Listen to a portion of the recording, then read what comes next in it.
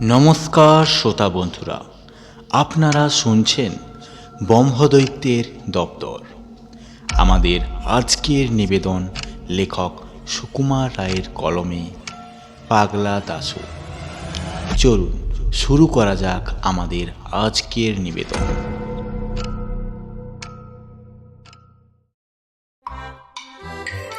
আমাদের স্কুলের যত ছাত্র, তাহার মধ্যে এমন কেউই ছিল না যে পাগলা দাশুকে না চিনে। যে লোক আর কাহাকেও জানে না, সেও সকলের আগে পাগলা দাশুকে চিনিয়া লয়। সেবার একজন নতুন দারোয়ান আসিল, একেবারে আনকোড়া পাড়াগেঁয়ে লোক। কিন্তু প্রথম যখন সে পাগলা দাশুর নাম শুনিল, তখনই সে আন্দাজে ঠিক ধরিয়া লইল যে এই ব্যক্তি পাগলা দাশু। কারণ তার মুখের চেহারায়, কথাবার্তায়, চলনে চালনে বোঝা যাইত যে তার মাথায় একটু ছিট আছে। তার চোখ দুটি গোল গোল, কান দুটা অনাবশ্যক রকমের বড়, মাথায় এক বস্তা ছাঁকড়া চুল। চেহারাটা দেখিলেই মনে হয় ক্ষীণ দেহ, খড়বাকার মুন্ডু, তাহে ভারী যশোরের কই যেন নরমূর্তিধারী। সে যখন তাড়াতাড়ি চলে অথবা ব্যস্ত হইয়া কথা বলে, তখন তাহার হাত পা ছোঁড়ার ভঙ্গি দেখিয়া হঠাৎ চিংড়ি মাছের কথা মনে পড়ে। সে যে বোকা ছিল তাহা নয়, অঙ্ক কষিবার সময়, বিশেষত লম্বা লম্বা গুণ ভাগের বেলায় তার আশ্চর্য মাথা খুলিত। আবার এক এক সময় সে আমাদের বোকা বানাইয়া তামাশা দেখিবার জন্য এমন সকল ফন্দি বাহির করিত যে আমরা তাহার বুদ্ধি দেখিয়া অবাক হইয়া থাকিতাম। দাশু অর্থাৎ দাশরথী যখন প্রথম আমাদের স্কুলে ভর্তি হয়, তখন জগবন্ধুকে আমাদের ক্লাসের ভালো ছেলে বলিয়া সকলে জানিত। সে পড়াশোনায় ভালো হইলেও তাহার মতো অমন একটি হিংসুটে ভিজে বেড়াল আমরা আর দেখি নাই। দাশু একদিন জগবন্ধুর কাছে কি একটা ইংরেজি পড়া জিজ্ঞাসা করিতে গিয়েছিল।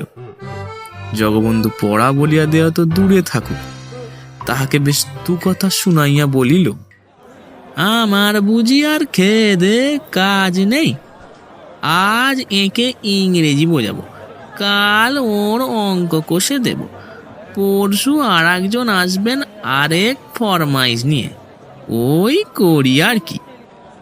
দাশু সাংঘাতিক চটিয়া বলিল, তুমি তো ভারী ছ্যাঁচড়া ছোট লোক। হে! জগবন্ধু পণ্ডিত মশাইয়ের কাছে নালিশ করিল, ওই নতুন ছেলেটা আমাকে গালাগালি দিচ্ছে। পণ্ডিত মহাশয় দাশুকে এমনি দু চার ধমক দিয়া দিলেন।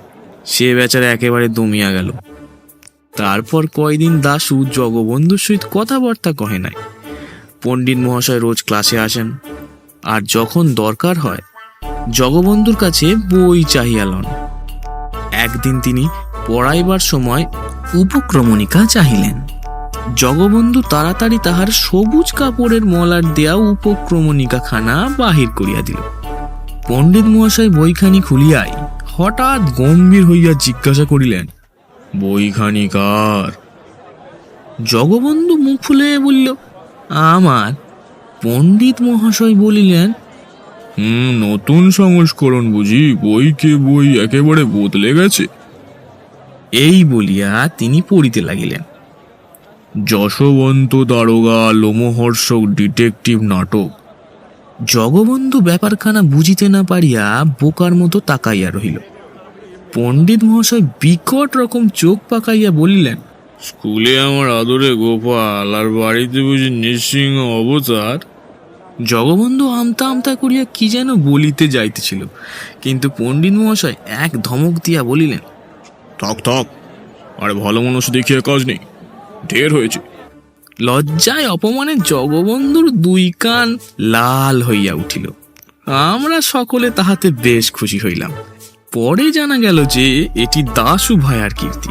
সে মজা দেখিবার জন্য উপক্রমণিকার জায়গায় ঠিক ওই রূপ মলার দেয়া একখানা বই রাখিয়া দিয়াছিল। দাশুকে লইয়া আমরা সর্বদাই ঠাট্টা তামাশা করিতাম এবং তাহার সামনে তাহার বুদ্ধি ও চেহারার সম্বন্ধে অপ্রীতিকর আলোচনা করিতাম। তাহাতে বিরক্ত হওয়া দূরে থাকুক, বরং তাহার ভাবগতিক দেখিয়া মনে হইত যেন সে বেশ আমোদ পাইতেছে। এক এক সময় এসে নিজেই উৎসাহ করিয়া আমাদের মন্তব্যের উপর রং চড়াইয়া নিজের সম্বন্ধে নানা রকম অদ্ভুত গল্প বলিত। একদিন সে বলিল, ভাই, আমাদের পাড়ায় যখন কেউ আমসত্ত্ব বানায় তখন আমার ডাক পড়ে, কেন জানিস? আমরা বলিলাম, খুব আমসত্ত্ব খাস বুঝি? সে বলিল, তা নয়, যখন আমসত্ত্ব শুকোতে দেয় আমি সেইখানে ছাদের ওপর বার দুয়েক এই চেহারাখানা দেখিয়ে আসি, তাতেই পাড়ার ত্রিসীমানার মধ্যে যত কাক সব ত্রাহি ত্রাহি করে ছুটে পালায়, কাজেই আর আমসত্ত্ব পাহারা দিতে হয় না।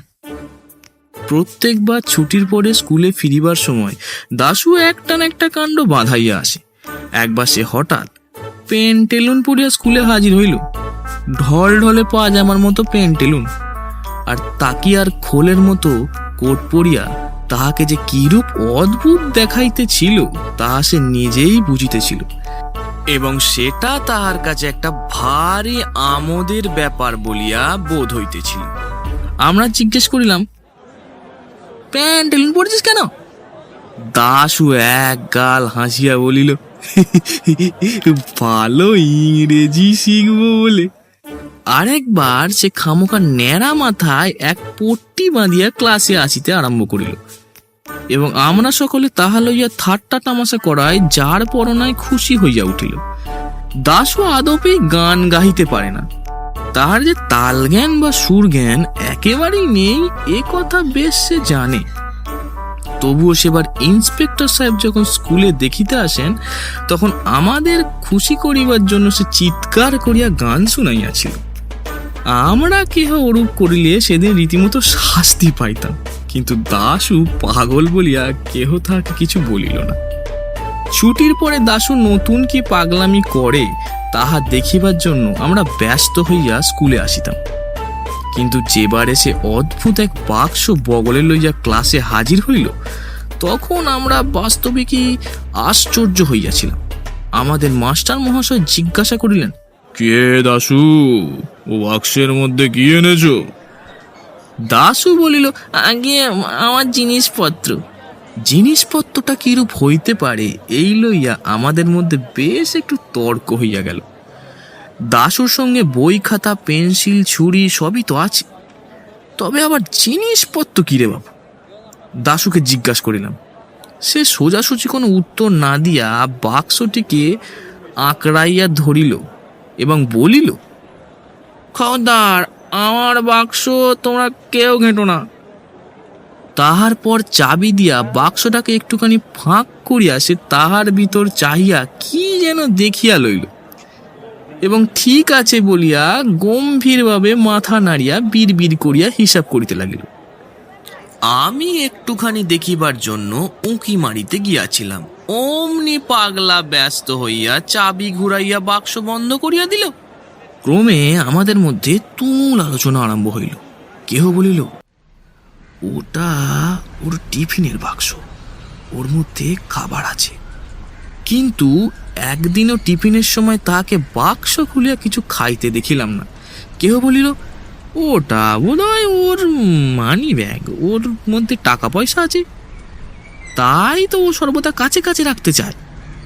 আর একজন বলিল, টাকা পয়সার অত বড় বাক্স কেন?